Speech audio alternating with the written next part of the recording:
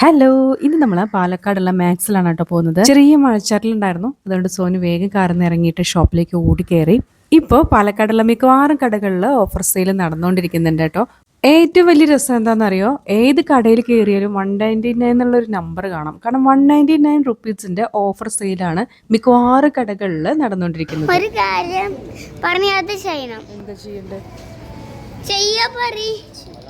ചെയ്യും. ഇവിടെ സോഫ്റ്റ് ടോയ്സിന്റെ നല്ലൊരു കളക്ഷൻ ഉണ്ട്. അതുപോലെ കുട്ടികൾക്കുള്ള ടീഷർട്ടിന്റെ ഫ്രണ്ടിലും ബാക്കിലും ഒക്കെ ഇതുപോലെ പ്രിന്റ് വരുന്ന നല്ല രസമുള്ള ടീഷർട്ടുകളുണ്ട്. എല്ലാം നല്ല ഭംഗിയുണ്ട് കേട്ടോ. സോനി എനിക്ക് കാണിച്ചു തന്നൊരു സോഫ്റ്റ് ടോയ്ക്ക് 999 ആയിരുന്നു വില.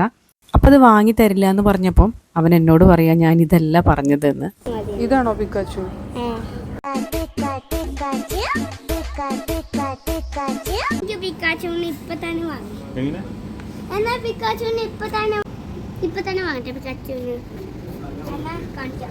ഈ ഒരു സെക്ഷൻ 200 റുപ്പീസ് ആണ് കേട്ടോ. മിഡി, ടോപ്പ്, കുർത്തീസ്, അങ്ങനെ ഒരുപാട് ഐറ്റംസ് ഉണ്ട്. നല്ല ഭംഗിയുള്ള ഡ്രസ്സുകളാണ് ഈ ഒരു ഓഫർ പ്രൈസിൽ കിട്ടുമ്പോൾ നമ്മൾ ഞെട്ടിപ്പോവും.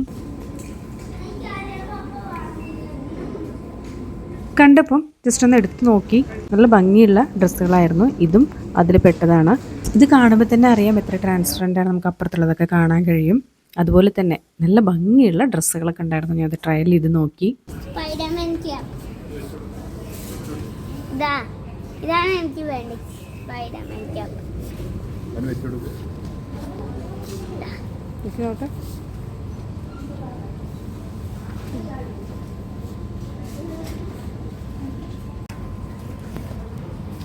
രസമുണ്ടോ?